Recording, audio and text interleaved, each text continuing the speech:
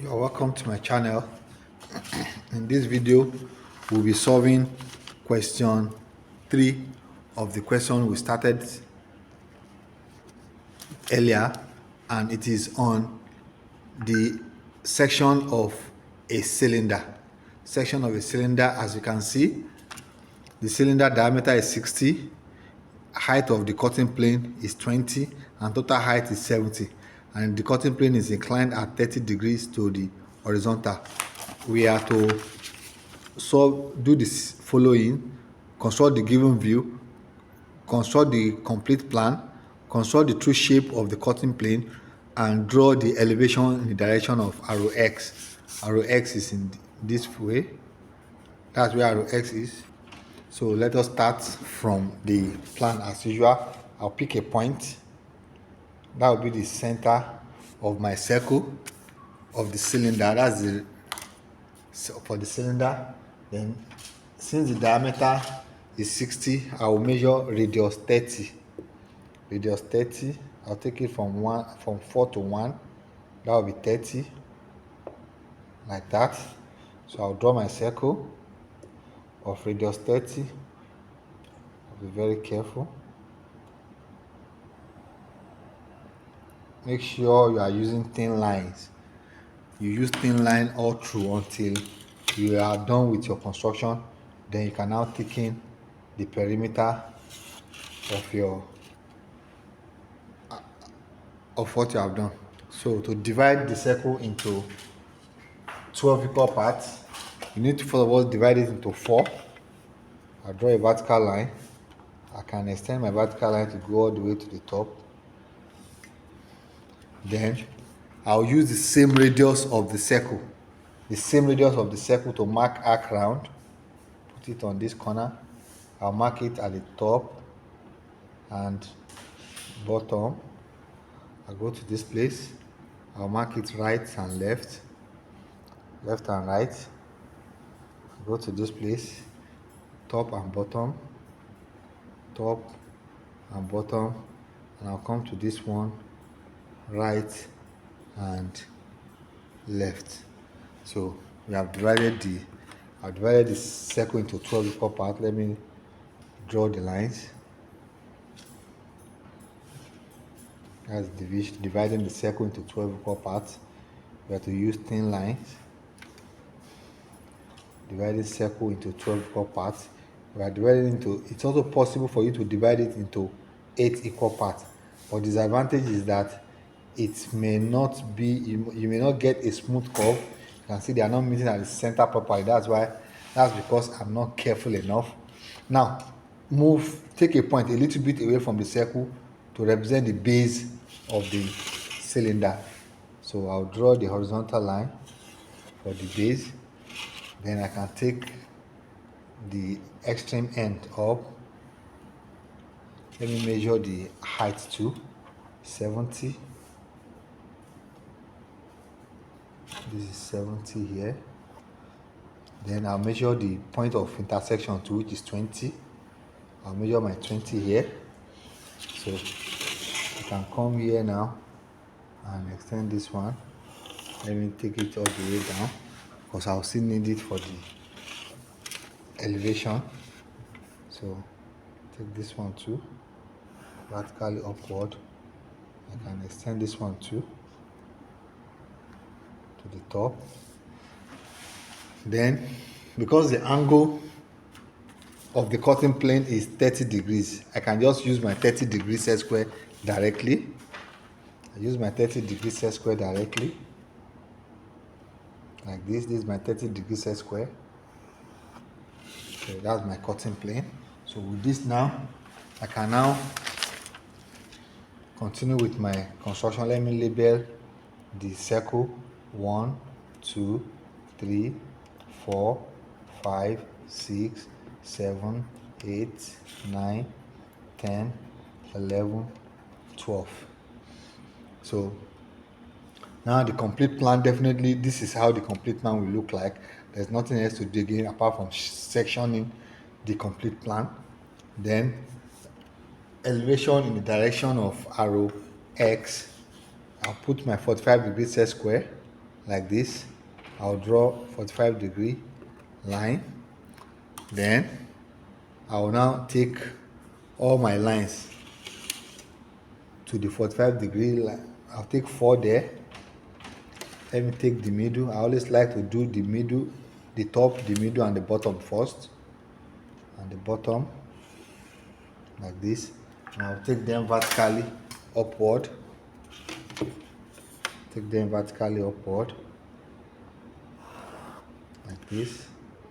The middle and the other end. Yeah. So that is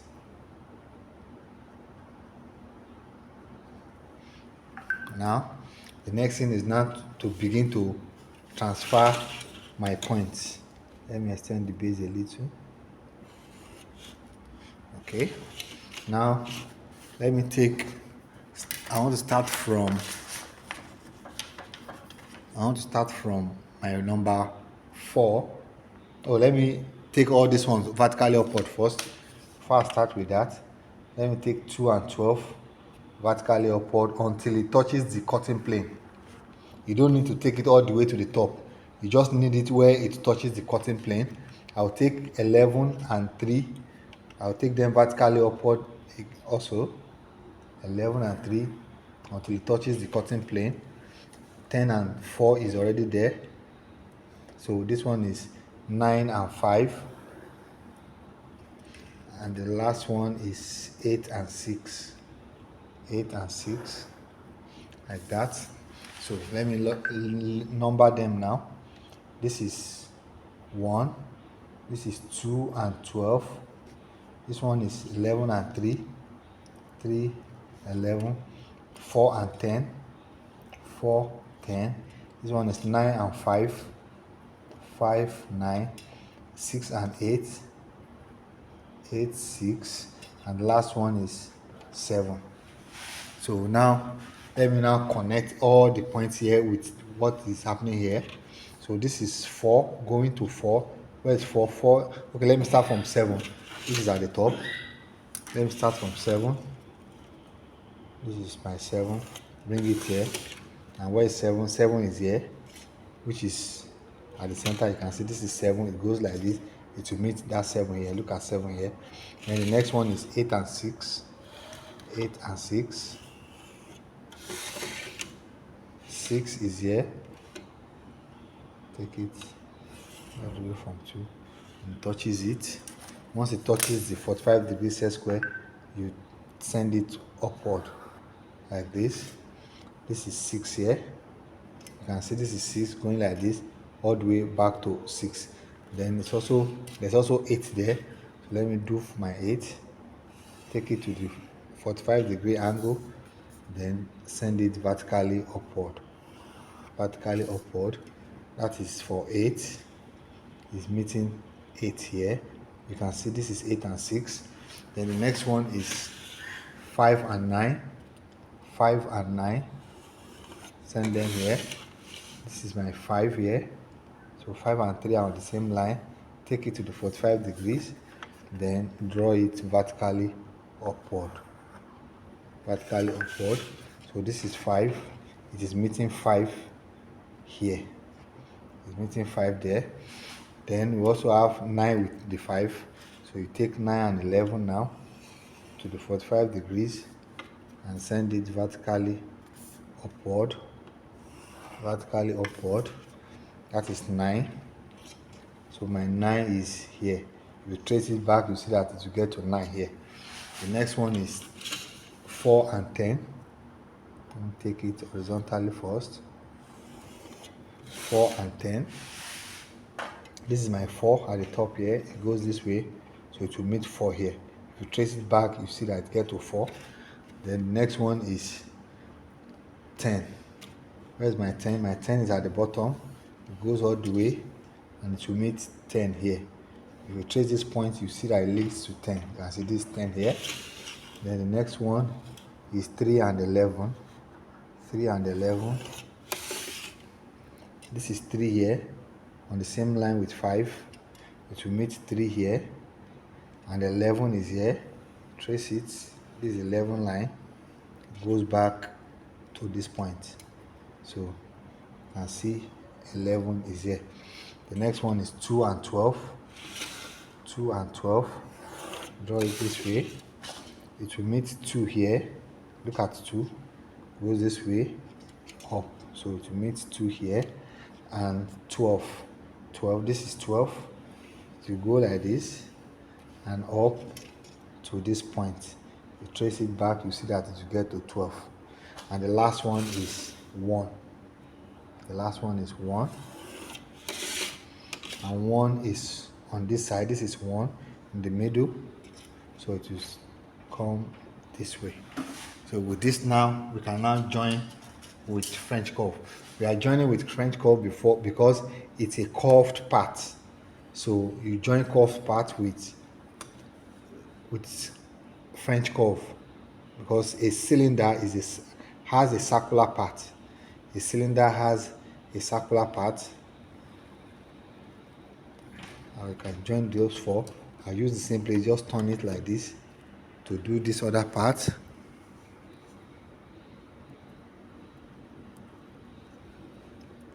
Turn it and do that other part like that. Then I can now rotate it and do this other side. I can rotate it and do this other side. Okay. Like that. Then rotate it again to do this one.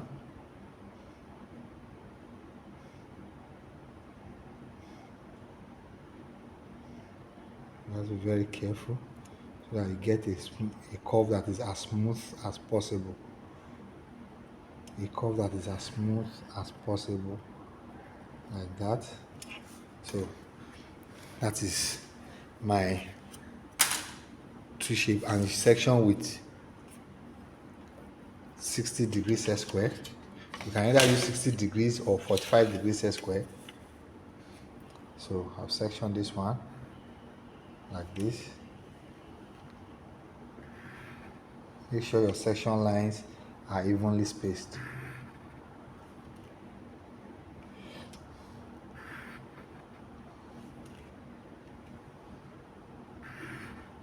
Make sure your section lines are evenly spaced as much as possible, and the section lines should not go outside of the boundary of the area you are sectioning. It should not go outside of the boundary.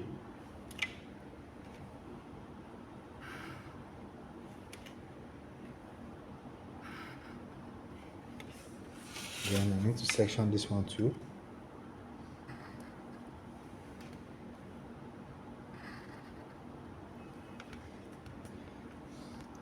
I have to section this one too.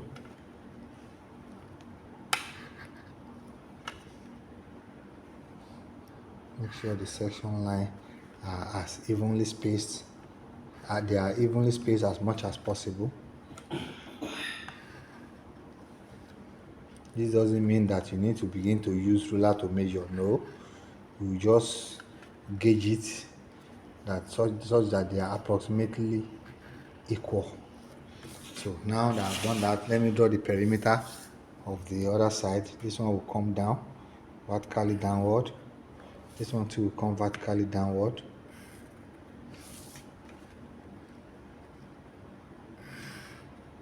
And unlike the case of the pyramid that we did earlier on, all this line, you cannot thicken them because they are not edges. A cylinder does not have edges. It has a round surface, a circular surface. Then let us thicken this one too. Thicken it like this. This and this one. And don't forget that you need to put double line for this section point. That. And thicken the bottom as well.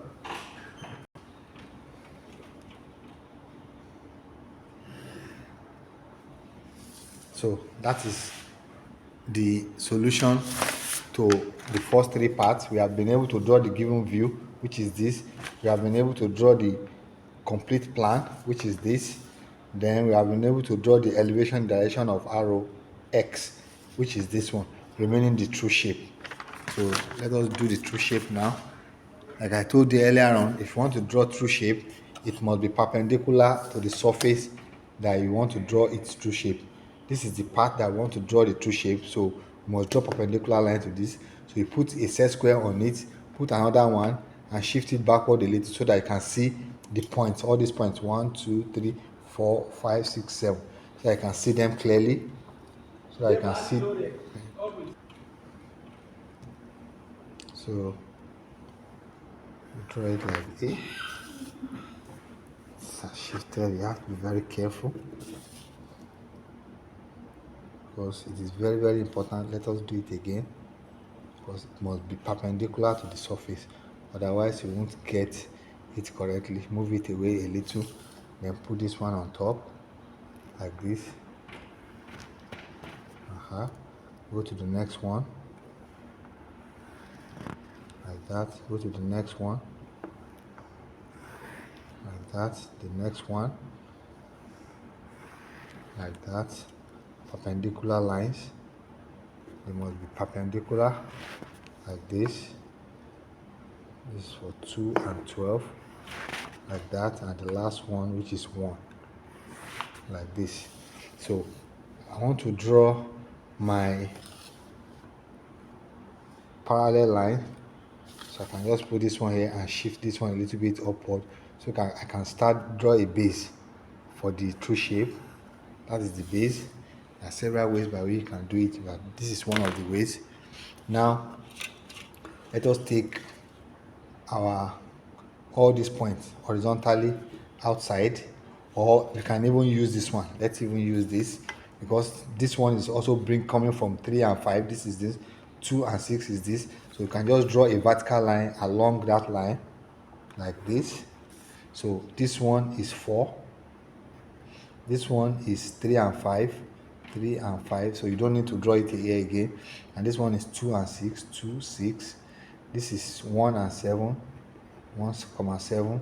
This is 12 and 8, 12, 8. This one is 11 and 9, 11, 9. And the last one is 10, 10. So let us now start to plot them one after the other. I want to start from the base. In order to make it easy, I'll start from the extreme end, from the base to the top. That's from 10 to 4. I'll stay here and I'll mark my 4. That's the point for my 4. Then the next one, I'll put it there again and extend it to 3 and 5. This is 3 and 5 here. You can see that is 3 and 5. I'll stay on my 10 and mark 3 and 5. That is for that. I'll go back to my 10 again and extend it to 2 and 6. This is 2 and 6, 2 and 6. Yeah, so I'll go back to my 10 and mark 2 and 6. Then the next one is 7, 1 and 7. I'll put it on 1 and 7. This is 1 and 7. Put it here and mark 1 and 7. The next one is 12 and 8, but it may be a little bit close. So instead of stressing yourself, just go back to 4 and go to 12 and 8. This is 12 and 8. So 4 is at the top. So you can mark your 12 and 8 here. But when the compass is moved too close, it will be shaking. So you can just use that idea. Now the next one I want to do is 11 and 9. So I'll put it on 4, extend it to 11 and 9 like this. Then I go to 4 and mark 11 and 9. 11 and 9. And the last one, which is 10, is already there. So I now label them here now. The first one is 10, followed by 11 and 9, 11 and 9, followed by 12 and 8, 12, 8, followed by 1 and 7, 1, 7, then 2 and 6, 2, 6, then 3 and 5, 3, 5, and the last one is 4. So now let us now draw parallel line to this one from all the points. So first of all, put one on the line that I want to draw parallel line to. I'll put it like this, and I'll guide it with the other set square. Then I'll shift it to all the points one after the other. This, this, this, this, this, and that. So we have located all the points. So let us now connect them to themselves. This one, starting from here, this is 1.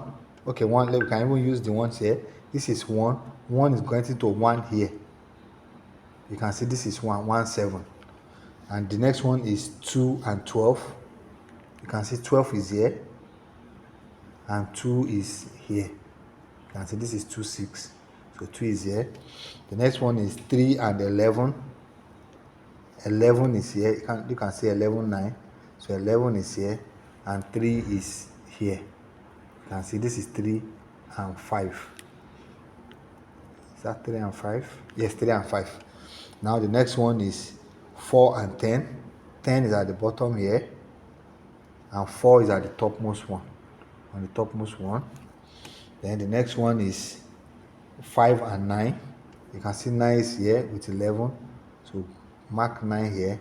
And 5 is 3 and 5. So we mark 5 here. This one is 8 and 6. 8 is here. And trace it back to 8. And 6 is here. You can trace it back to 6. And the last one is 7. This is 7 here. You can see 7 on this line. So the next thing to do is to connect them with French curve. Connect them with French curve.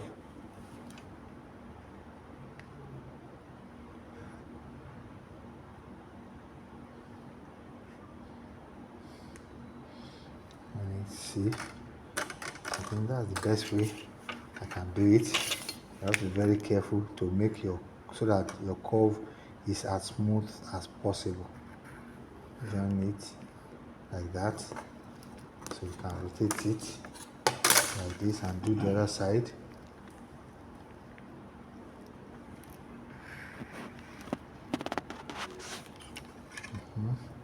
Rotate it again and do this side.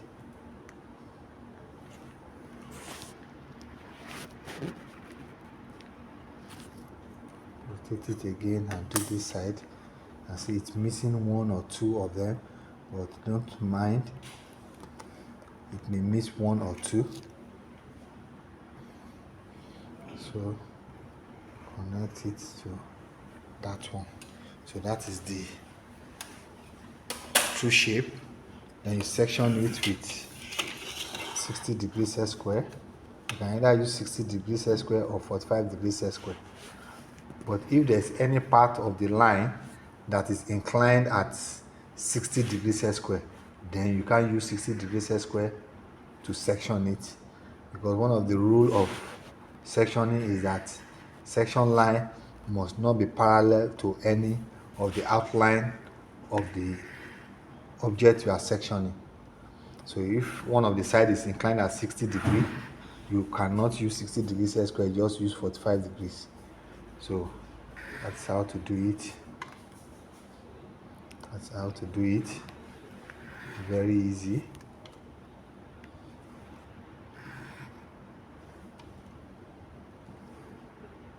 So make sure your section lines are as evenly spaced as possible.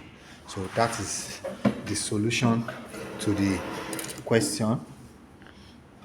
That is section of a cylinder, frustum of a cylinder. So if you have enjoyed the video, do like the video, share the video, and subscribe to the channel if you have not done so. Let me not forget that I need to thicken the perimeter of my circle too. I need to make it thick. I need to make it thick. Yeah, so Thank you very much for watching. We'll meet in the next video.